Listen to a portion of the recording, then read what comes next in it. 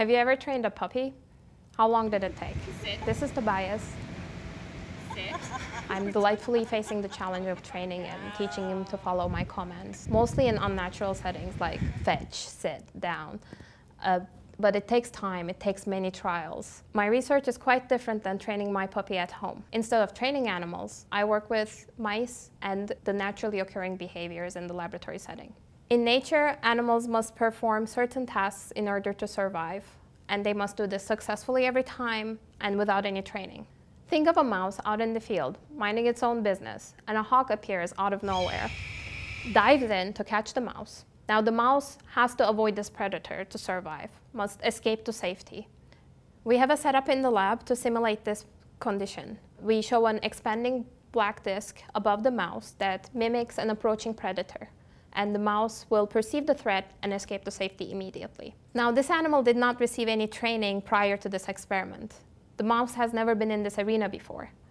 So how does the mouse react so fast and so reliably every single time? We think the answer is in the ancient structures of the brain that lie underneath the neocortex. The neocortex is a recent invention of the evolution, appearing about 220 million years ago. We know animals without a cortex, such as zebrafish, behave in a similar fashion. When they see an approaching predator, they escape to safety.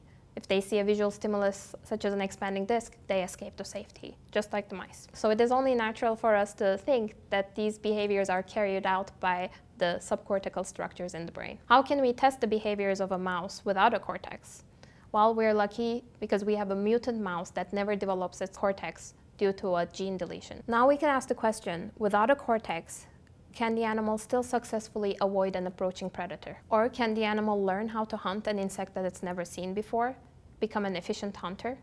Because surely the laboratory mouse would not want to become food and be able to find food in nature. Well, the answer is yes. The mutant mice can learn to hunt insects. And yes, the mutant mice without a cortex can avoid an approaching predator successfully. This is not so different when you see someone approaching on a bike that's about to hit you and you move out of the way immediately. By using these and other behaviors in the laboratory setting, we are trying to answer the question, what are the limits of the subcortical structures and what's their capacity? And at the same time trying to get an understanding of what are the advantages that we gained by developing this neocortex throughout evolution. Thank you for listening and feel free to email me with any questions you have. Okay, fine. Imagine a mouse out in the field minding its own business, and then a hawk appears out of nowhere and dives in to catch the mouse. Now the mouse has to escape to safety in order to avoid being eaten.